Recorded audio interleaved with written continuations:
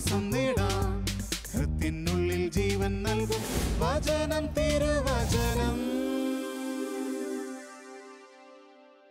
യേശുവിൽ സ്നേഹമുള്ളവരെ, വിശുദ്ധ ലൂക്കായുടെ സുവിശേഷത്തിൽ 18-ാമത്തെ അധ്യായത്തിൽ 1 മുതൽ 8 വരെയുള്ള തിരുവചന ഭാഗം നമ്മളിന്ന് ധ്യാനിക്കുകയാണ്. തിരുവചനത്തിലേക്ക് പ്രവേശിക്കുന്നതിന് മുൻപ് ഒരു സംഭവം നിങ്ങളുമായി പങ്കുവയ്ക്കാൻ ഞാൻ ആഗ്രഹിക്കുന്നു.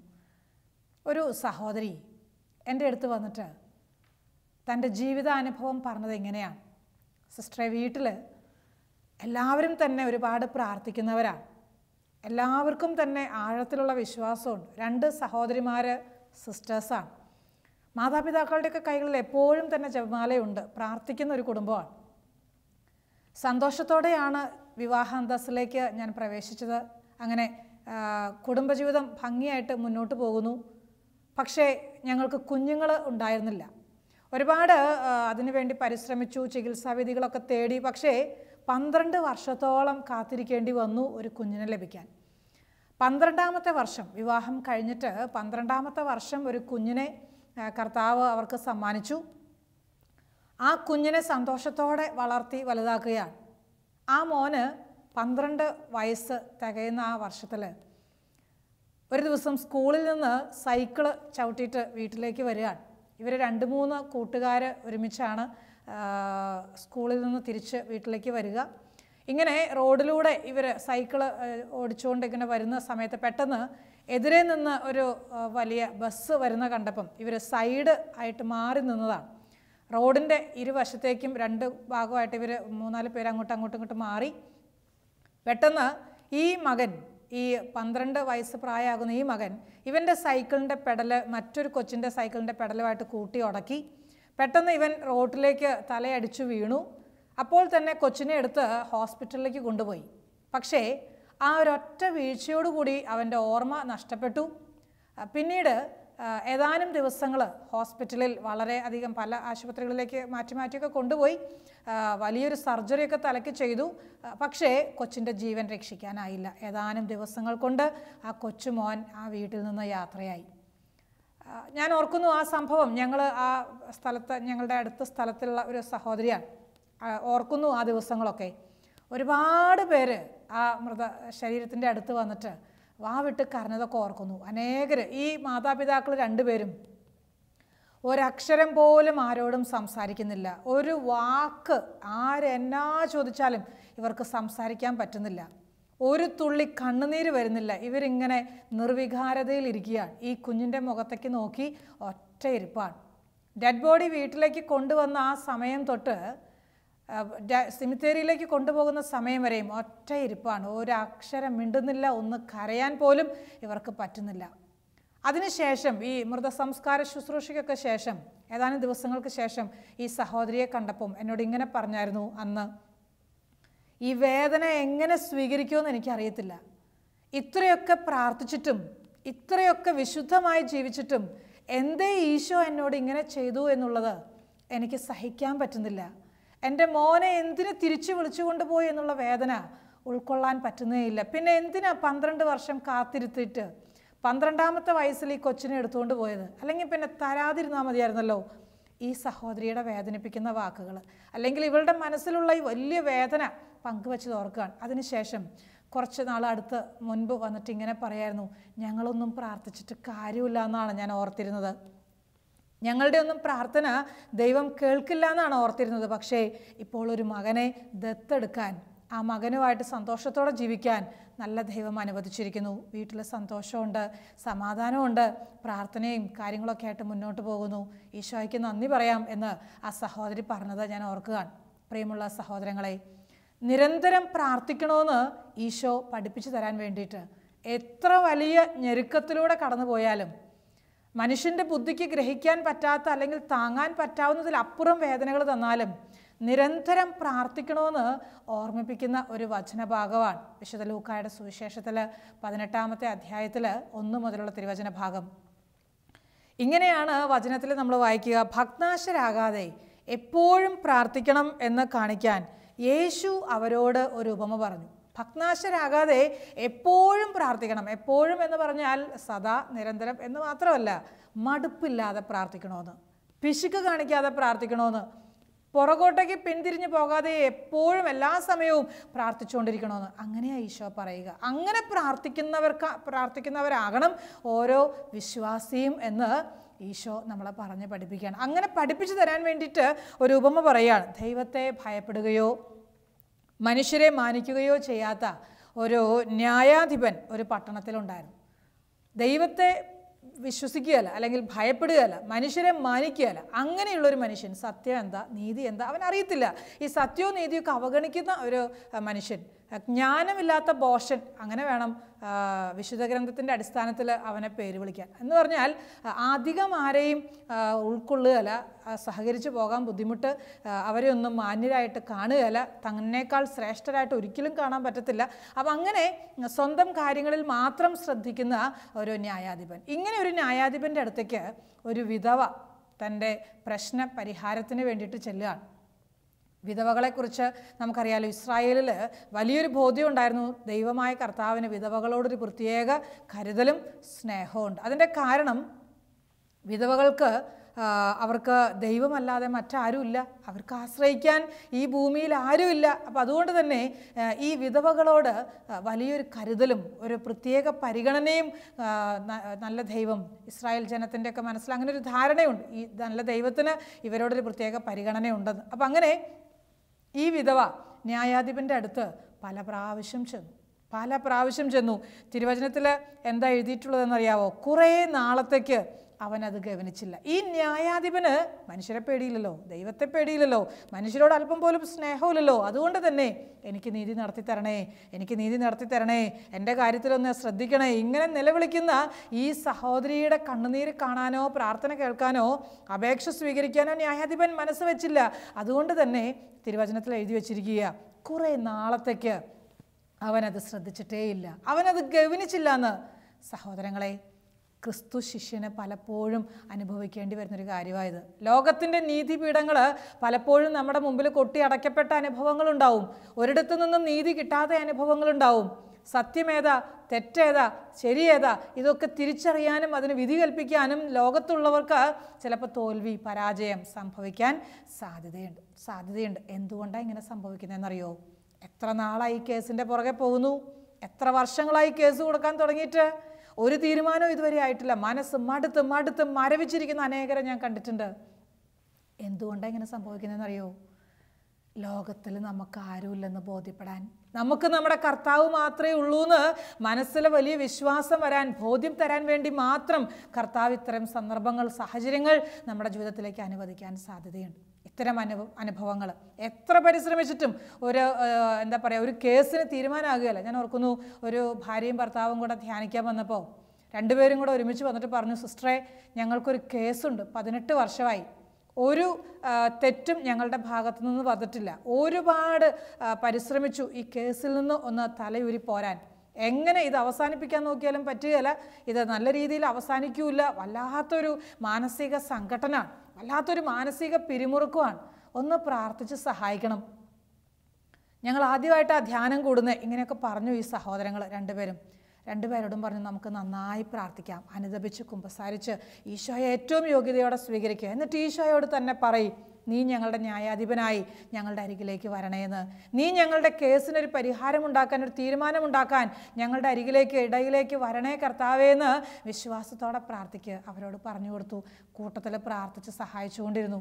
ഞാൻ ഓർക്കുന്നു, ധ്യാനം കഴിഞ്ഞു, ഇവർ പോയി 1-2 മാസത്തിന് ശേഷം ഫോൺ ചെയ്തിട്ട് ഇങ്ങനെ പറഞ്ഞു, സിസ്റ്ററെ, 18 വർഷത്തോളം ഞങ്ങളെ ശല്യപ്പെടുത്തിയിരുന്ന, അല്ലെങ്കിൽ ഞങ്ങളെ ഭാരപ്പെടുത്തിയിരുന്ന, ഇവൻ പ്രാർത്ഥിക്കാൻ പോലും ഞങ്ങളെ തടസ്സപ്പെടുത്തിയിരുന്ന ഈ വലിയൊരു പ്രശ്നത്തിൽ നിന്ന് അത്ഭുതകരമായി കർത്താവ് ഞങ്ങളെ മോചിച്ചിരിക്കുന്നു. കേസ് ഞങ്ങൾക്ക് അനുകൂലമായി വിധി, എത്രയോ ലക്ഷങ്ങൾ രൂപ കിട്ടുന്ന ഒരു കേസായിരുന്നു അത്. ഇവരുടെ പേരിൽ അനാവശ്യമായി കേസ് കൊടുത്തിട്ട് ഇവർക്ക് തിരിച്ച് ജീവൻ അപായത്തിലാണ് എന്ന് മനസ്സിലായതുകൊണ്ട് മാത്രം തിരിച്ച് കേസ് കൊടുക്കേണ്ടി വന്നു. അങ്ങനെയുള്ളൊരു സാഹചര്യത്തിൽ ഇവർക്ക് തന്നെ കേസ് അനുകൂലമായി വിധി പ്രസ്താവനയുണ്ടായി. വലിയ സന്തോഷത്തോടെ ഈശോയ്ക്ക് നന്ദി പറയാൻ ഫോൺ ചെയ്ത് പറഞ്ഞതൊക്കെ ഞാൻ ഓർക്കുന്നു. കർത്താവ് നല്ല ന്യായാധിപനായി നമ്മുടെ ഇടയിലുണ്ടാവും. നമുക്ക് നീതി നടത്തി തരാൻ ഈ ലോകത്തിൽ ആരുമില്ലെങ്കിലും, ആരും നമ്മുടെ യാചന കേട്ടില്ലെങ്കിലും, എത്രയധികം നിലവിളിച്ച് പറഞ്ഞിട്ടും എത്രയധികം ആഗ്രഹിച്ച് പറഞ്ഞിട്ടും നമുക്ക് വേണ്ടി വാദിക്കാനോ സംസാരിക്കാനോ ആരുമില്ലെങ്കിലും, കണ്ണുനീരോടെ ദൈവത്തിൻ്റെ സന്നിധിയിലേക്ക് നിൻ്റെ പ്രശ്നങ്ങൾ എത്ര വലുതാണെങ്കിലും നിൻ്റെ പ്രശ്നങ്ങൾ എത്ര ആഴമുള്ളതാണെങ്കിലും നീ ഒന്ന് സമർപ്പിക്കാൻ തയ്യാറായാൽ നിൻ്റെ കർത്താവ് നിൻ്റെ സഹായത്തിനെത്തും. സംശയിക്കണ്ട കേട്ടോ, സംശയിക്കണ്ട. ഒരു സഹോദരി കുറച്ച് നാൾ മുമ്പ് വന്നിട്ട് പറഞ്ഞു, സിസ്റ്ററെ ഭർത്താവിനെ ഓർത്ത് വല്ലാത്ത വേദനയാണ്, ഭർത്താവിനെ ഓർത്ത് സഹിക്കാൻ പറ്റുന്നില്ല. ഞാൻ ചോദിച്ചു എന്നാ പറ്റി, എന്നാ ഉണ്ടായി?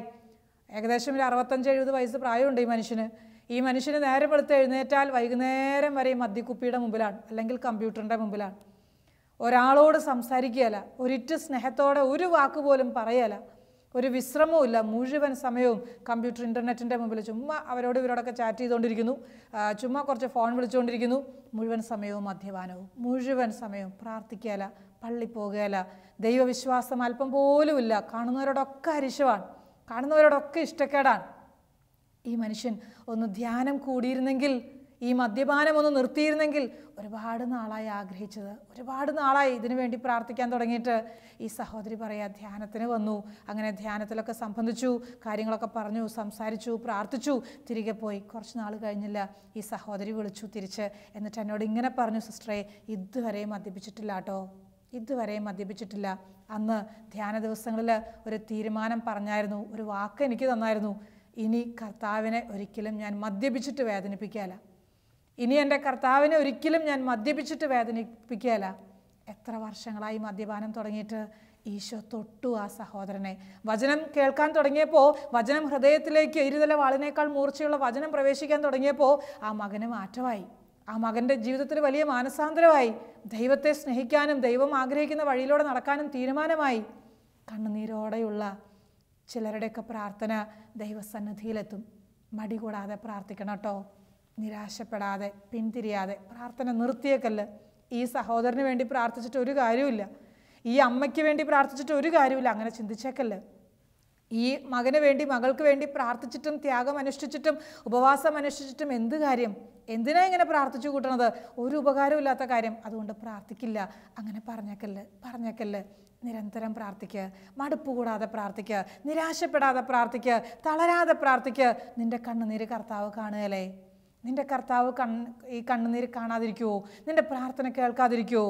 കർത്താവ് തിരുവചനത്തിൽ ഇങ്ങനെയാണ് പറയണത്, കുറേ നാളത്തേക്ക് ഈ ന്യായാധിപൻ ഈ വിധവയുടെ പ്രാർത്ഥന അപേക്ഷ സ്വീകരിച്ചില്ല എങ്കിലും പിന്നീട് അവൻ ഇങ്ങനെ ചിന്തിച്ചു, ഞാൻ ദൈവത്തെ ഭയപ്പെടുകയോ മനുഷ്യരെ മാനിക്കുകയോ ചെയ്യുന്നില്ല, എങ്കിലും ഈ വിധവ എന്നെ ശല്യപ്പെടുത്തുന്നത് കൊണ്ട് ഞാൻ അവൾക്ക് നീതി നടത്തിക്കൊടുക്കും. എന്നെ ശല്യപ്പെടുത്തുന്നത് കൊണ്ട് എന്ന് പറഞ്ഞാൽ അവൾ വന്നിട്ട് വല്ലാതെ കരയും, സങ്കടപ്പെട്ട് കരയും. അതാണ് ശല്യം എന്ന് പറയണത്, വേറെയല്ല, വേറെ ഒരു രീതിയിലുള്ള ശല്യമല്ല. ഈ സഹോദരി അവിടെ കിടന്ന് ചങ്കു പൊട്ടുന്ന പോലെ കരയും. ഈ കരച്ചില്, ഈ നിലവിളി അത് കേൾക്കാൻ പറ്റുകയല്ല, ശല്യം പോലെ തോന്നുക. അതുകൊണ്ട് ഞാൻ നീതി നടത്തിക്കൊടുക്കും. ഇങ്ങനെ പറഞ്ഞു കഴിയുമ്പോൾ കർത്താവ് പറയാൻ, കണ്ടോ നീതിരഹിതനായ ആ ന്യായാധിപൻ പറഞ്ഞത് എന്ത് എന്ന് ശ്രദ്ധിക്കുവിൻ. നീതിരഹിതനായ ന്യായാധിപൻ, അങ്ങനെയാണ് ഈശോ പറയുന്നത്. നീതിരഹിതനായ എന്ന് പറഞ്ഞാൽ ദൈവത്തിൻ്റെ നീതി എന്താന്ന് ഇവനറിയത്തില്ല, സത്യം എന്താന്ന് ഈ ന്യായാധിപൻ അറിയത്തില്ല. നീതിയില്ല അല്പം പോലും സത്യത്തോടുള്ള സ്നേഹം, നീതിയോടുള്ള സ്നേഹം ഇല്ല ഈ മനുഷ്യന്. നീതി ഇല്ലാത്തൊരു ജീവിതമാണ്. ദൈവത്തെ ഭയമില്ലാത്തവന്, മനുഷ്യനെ മാനിക്കാൻ പറ്റാത്തവന്, ഉള്ളിൽ സ്നേഹമില്ലാത്തവന് എങ്ങനെ നീതി പ്രവർത്തിക്കാൻ പറ്റും? നീതി പ്രവർത്തിക്കാൻ കഴിയത്തില്ല. അപ്പോൾ ഈ നീതിരഹിതനായ ഈ സഹോദരൻ ഈ സഹോദരിക്ക് നീതി നടത്തിക്കൊടുക്കും, അല്ലെങ്കിൽ പ്രാർത്ഥന കേൾക്കും, അപേക്ഷ കേൾക്കും എന്ന് പറയാൻ ഈ നീതിരഹിതനായ ന്യായാധിപൻ പറഞ്ഞത് എന്ത് എന്ന് ശ്രദ്ധിക്കുവൻ. അങ്ങനെയെങ്കിൽ രാവും പകലും തന്നെ വിളിച്ച് കരയുന്ന തൻ്റെ തിരഞ്ഞെടുക്കപ്പെട്ടവർക്ക് ദൈവം നീതി നടത്തി കൊടുക്കുകയില്ലേ? ചോദിക്കുക കർത്താവ്. നീതി നടത്തി കൊടുക്കുകയില്ലേ? രാവും പകലും തന്നെ വിളിച്ച് കരയുന്നവർ. രാവും പകലും എന്ന് പറഞ്ഞാൽ എല്ലാ നേരവും കണ്ണുനീരിങ്ങനെ ഒഴുകിക്കൊണ്ടിരിക്കുകയാണ്. വിളിച്ച് കരയുന്നത് മാത്രമല്ല, നിലവിളിയാക്കി മാറ്റുകയാണ്. അങ്ങ് കരഞ്ഞുകൊണ്ടിരിക്കുകയാണ്. കർത്താവേ അങ്ങ് മാത്രമേ ഉള്ളേ ഇങ്ങനെ പറയാൻ. തിരഞ്ഞെടുക്കപ്പെട്ടവർ, കർത്താവ് പറയുന്ന വാക്കുകൾ ശ്രദ്ധിച്ചേ. രാവും പകലും തന്നെ വിളിച്ച് കരയുന്ന തൻ്റെ തിരഞ്ഞെടുക്കപ്പെട്ടവർ. ആരായി തിരഞ്ഞെടുക്കപ്പെട്ടവർ? വിധവകൾ, അനാഥര്, ദരിദ്രര്. ഇവർക്ക് വലിയ ഉന്നത സ്ഥാനമില്ലാത്തതുകൊണ്ടല്ല, അല്ലെങ്കിൽ ഇവർക്ക് സമൂഹത്തിൽ ഇവർക്കൊരു പ്രത്യേക ശ്രേഷ്ഠമായ വിളി അതല്ല ഇവിടെ ഈശോ ഉദ്ദേശിക്കുക. തിരഞ്ഞെടുക്കപ്പെട്ടവർ എന്ന് പറയുമ്പോൾ ഇവരെ പ്രത്യേകിച്ച് കർത്താവ് പരിഗണിച്ചിരുന്നു എന്നുള്ളതാണ്. ഇവരുടെ ജീവിതത്തോടൊരു പരിഗണന ഉണ്ടായിരുന്നു. കാരണം ഇവർക്ക് ഈ ഭൂമിയിൽ ആശ്രയിക്കാൻ, സ്നേഹം പങ്കുവയ്ക്കാൻ ആരുമില്ല. ഇവരൊറ്റപ്പെട്ടവരാണ്. ലോകത്തിൻ്റെ ദൃഷ്ടിയിൽ ഇവർ ഒറ്റപ്പെട്ടവരാണ്, ഇവരുടെ കൂട്ടത്തിൽ നിൽക്കാൻ ആരുമില്ലാന്ന്. അപ്പം അതുകൊണ്ട് ഉള്ളവരെയൊക്കെ തിരഞ്ഞെടുക്കപ്പെട്ടവർ എന്നുള്ള രീതിയിലാണ് കർത്താവ് കണ്ടിട്ടുള്ളത്. തിരഞ്ഞെടുക്കപ്പെട്ടവരുടെ വിലാപം, കണ്ണുനീര്, കരച്ചിൽ ഞാൻ കേൾക്കുകയില്ലേ? നീതി നടത്തി കൊടുക്കുകയല്ലേ? ഈശോ ചോദിക്കുകയാണ്, നീതി നടത്തി കൊടുക്കുകയല്ലേ? കരയുന്നവരുടെ കണ്ണുനീര് കർത്താവ് കാണുകയല്ലേ? കുറച്ച് നാളുകൾക്ക് മുമ്പ് കേരളത്തിന് വെളിയിലുള്ള ഒരു കുടുംബം, ഒരമ്മ കൊച്ചുമോളെയും കൊണ്ട് ധ്യാനിക്കാൻ വന്നു. ഈ കൊച്ചുമോളെ കൊണ്ട് ധ്യാനിക്കാൻ വന്നപ്പോൾ ഈ അമ്മ എന്നോട് ഇങ്ങനെ പറഞ്ഞു, സിസ്റ്ററെ 12 വയസ്സ് പ്രായമാണ് ഈ കൊച്ചു മോൾക്കുള്ളത്. 2 വർഷം മുമ്പ് ഇവിടെ തന്നെ ധ്യാനിക്കാൻ വന്നായിരുന്നു. അന്ന് വേറെ പ്രശ്നമായിരുന്നു. ഇവള് കൊച്ചു കാര്യങ്ങളൊക്കെ കട്ടെടുക്കും, പൈസ കട്ടെടുക്കും, അല്ലെങ്കിൽ വീട്ടിൽ വിലപിടിപ്പുള്ളത് കട്ടെടുക്കും. അങ്ങനെ ഒരു ദുശീലം ഉണ്ടായിരുന്നു. ധ്യാനിക്കാൻ വന്നു, പ്രാർത്ഥിച്ചു, പോയി, പിന്നെ ഒരിക്കലും ആ പ്രശ്നം ഉണ്ടായിട്ടില്ല. ഇപ്പം വേറെ പുതിയ പ്രശ്നം. ഞാൻ ചോദിച്ചു, എന്നാ പുതിയ പ്രശ്നം? ഈ അമ്മ കരഞ്ഞുകൊണ്ട് പറഞ്ഞു, ഈ ചെറിയ പ്രായത്തിൽ 12 വയസ്സ് പ്രായമായിട്ടുള്ളൂ, പക്ഷേ തെറ്റായ സ്നേഹബന്ധത്തിലേക്കൊക്കെ കുടുങ്ങിപ്പോയി. തെറ്റായ ബന്ധം ഞങ്ങൾക്കൊരിക്കലും ചിന്തിക്കാൻ പോലും പറ്റില്ല. 12 വയസ്സല്ലേ പ്രായമുള്ളൂ സിസ്റ്ററെ, എനിക്ക് ഈ കൊച്ചുമോളെ ഓർത്ത് വല്ലാത്ത വേദനയും വല്ലാത്ത സങ്കടവും. കുറേ കാര്യങ്ങൾ, ഇവൾ ഫോൺ വിളിക്കുന്നതും കുരുത്തക്കേട് കാണിക്കുന്നതും. അങ്ങനെ ഈ അമ്മ ഈ മോളെ ഇരുത്തിയിട്ട് കുറേ കാര്യങ്ങൾ അങ്ങ് പറഞ്ഞു. ഞാൻ ഉടനെ പറഞ്ഞു, എൻ്റെ മോൾക്ക് എന്താ പറയാനുള്ളത്? ഈ അമ്മ പറയുന്നതൊക്കെ ശരിയാണോ? എൻ്റെ മോളുടെ മനസ്സിൽ സങ്കടമാണോ? ഈ കൊച്ചു ഉറക്കെ അങ്ങൊരു കരച്ചിൽ, സങ്കടത്തോടൊരു കരച്ചിൽ. ഞാൻ ചോദിച്ചു, എന്തിനാണ് എൻ്റെ മോൾ കരയണത്? എന്തിനാ എൻ്റെ മോളുടെ മനസ്സ് വേദനിക്കാൻ കാര്യം? സ്നേഹത്തോടെ ഈ കൊച്ചിനെ ചേർത്ത് പിടിച്ചിട്ട് ചോദിച്ചപ്പോൾ ഈ കൊച്ചെന്നോട് ഇങ്ങനെയാണ് പറഞ്ഞത്, സിസ്റ്ററെ, എൻ്റെ അമ്മ എന്നെ ഇട്ടിട്ട് പോയി. എന്നെ പ്രസവിച്ച് എന്നെ വളർത്തിയ എൻ്റെ അമ്മ 2-3 കൊല്ലം മുമ്പ് അപ്പച്ചനെയും എൻ്റെ ചേച്ചിയെയും എന്നെയും ഇട്ടിട്ട് പോയി, വേറൊരാളുടെ കൂടെ ജീവിക്കാൻ പോയി. ഞങ്ങൾ അനാഥരായി. എൻ്റെ അപ്പച്ചൻ നല്ലവനാ, എൻ്റെ ചേച്ചി നല്ലവളാ.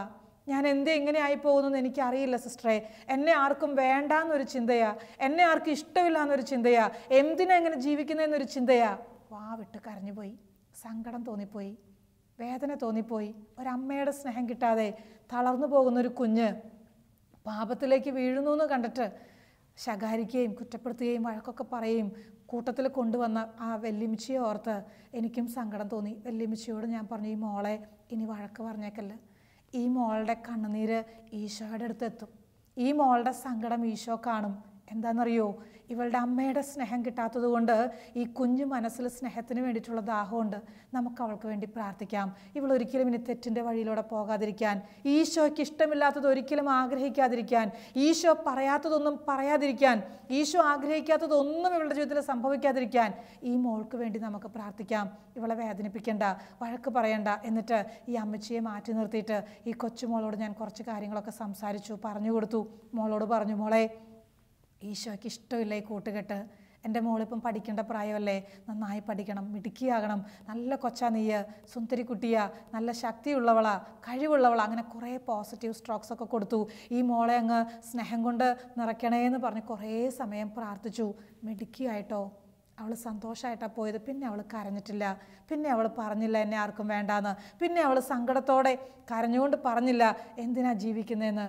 സന്തോഷവും പ്രത്യാശയും പ്രതീക്ഷയും ആ കണ്ണുകളിൽ നിറയുന്നത് കണ്ടിട്ടാണ് അവൾ ധ്യാന സെൻറ്റർ വിട്ടുപോയത്. പ്രിയമുള്ള സഹോദരങ്ങളെ, ചിലപ്പോഴെങ്കിലൊക്കെ പ്രാർത്ഥന കേൾക്കുന്നില്ല എന്ന് തോന്നുകയല്ലേ? ഇത്രയും കഷ്ടപ്പെട്ട് പ്രാർത്ഥിച്ചിട്ടും ദൈവം ഉത്തരം തരുന്നില്ലല്ലോ എന്നുള്ള വേദന മനസ്സിൽ തോന്നിയിട്ടില്ലേ? ചിലപ്പോഴെങ്കിലൊക്കെ എന്തിനാ ഇങ്ങനെ കഷ്ടപ്പെട്ട് പ്രാർത്ഥിക്കുന്ന, ഉപവാസം എടുക്കുന്ന, ആര് കേൾക്കാൻ? ഈ പ്രാർത്ഥനയ്ക്കൊക്കെ എവിടെ നിന്ന് ഉത്തരം കിട്ടാൻ തോന്നിയിട്ടില്ലേ? മനസ്സ് മടുത്തേക്കല്ല്. ദൈവം തൻ്റെ തിരഞ്ഞെടുക്കപ്പെട്ടവർക്ക് വേണ്ടിയിട്ട് നീതി നടത്തി കൊടുക്കാൻ കാലതാമസം വരുത്തുകയല്ല. ദരിദ്രരാണോ? വിധവകളുടെ ഗണത്തിൽ പെടുന്ന ആളാണോ? അനാഥരാണോ? ആരുമില്ലെന്ന് പറയുന്നവരാണോ?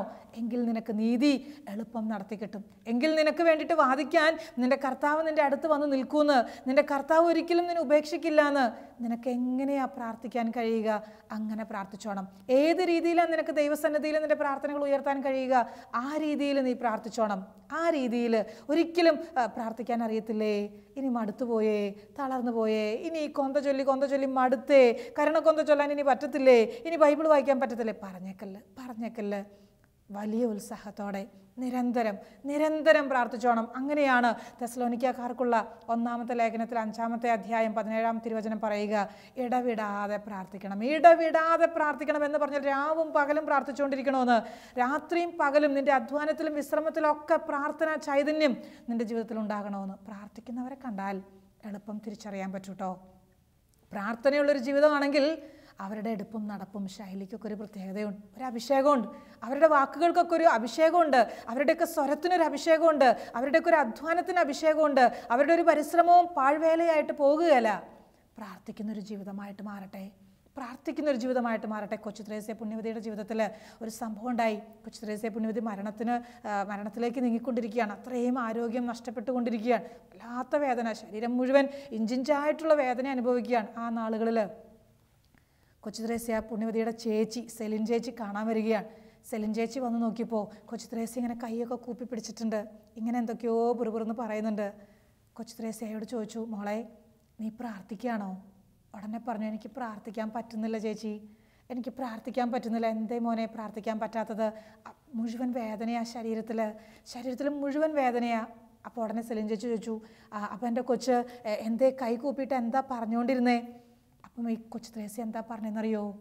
ചേച്ചി, ഞാൻ ഇങ്ങനെ ഈശോയോട് പറയാൻ ശ്രമിക്കുകയായിരുന്നു, ഞാൻ ഈശോയെ അങ്ങയെ സ്നേഹിക്കുന്നു, ഈശോയെ അങ്ങയെ ഞാൻ സ്നേഹിക്കുന്നു, പ്രാർത്ഥിക്കാനൊന്നും പറ്റുന്നില്ലെങ്കിലും ഈശോയെ അങ്ങയെ ഞാൻ സ്നേഹിക്കുന്നു. ആവർത്തിച്ച് ഈ വാക്കുകൾ ഞാൻ ഉരുവിടുമായിരുന്നു. സെലിൻ ചേച്ചിയുടെ കണ്ണ് നിറഞ്ഞുപോയി, കൊച്ചു ത്രേസ്യയുടെ മനസ്സും നിറഞ്ഞു.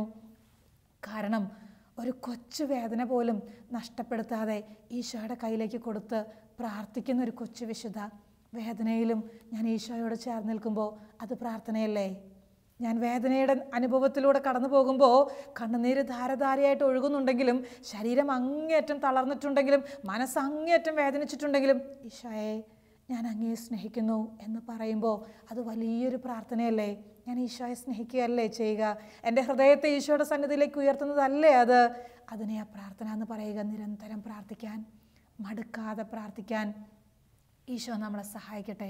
മടുക്കാതെ പ്രാർത്ഥിക്കാൻ. ഒരു പക്ഷേ ഈശോ ഇങ്ങനെ ചുമ്മാ നോക്കിയിരിക്കാൻ പറ്റുമോ നിനക്ക്? അതൊരു പ്രാർത്ഥനയാട്ടോ.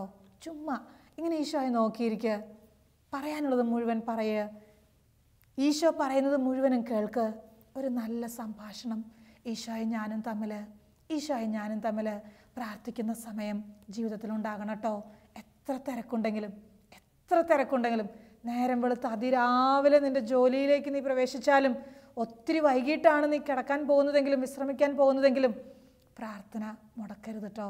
ഈശോയ്ക്ക് വേണ്ടിയിട്ട് അല്പസമയം ഒരു അരമണിക്കൂറെങ്കിലും, 1 മണിക്കൂർ പറ്റുമോ എങ്കിൽ വളരെ നല്ലത്, ഈശോയുടെ കൂടെ ഇരിക്കാൻ മനസ്സ് വെക്കണേന്ന് കർത്താവ് നമ്മളെ ഓർമ്മിപ്പിക്കുകയാണ്. ഭഗ്നാശരാകാതെ എപ്പോഴും പ്രാർത്ഥിക്കുക. നിരാശ വേണ്ട, പ്രതീക്ഷയോടെ പ്രാർത്ഥിക്കാം. ഒരു നിമിഷം കണ്ണുകൾ അടയ്ക്കാം. കർത്താവായ ഈശോയെ, മനസ്സ് തളർന്നു പോകുന്ന സാഹചര്യങ്ങൾ ഒട്ടേറെയുണ്ട്. എങ്ങനെ പ്രാർത്ഥിക്കാൻ ശ്രമിച്ചാലും പ്രാർത്ഥിക്കാൻ പറ്റാത്ത അനുഭവങ്ങൾ ഏറെയുണ്ട്.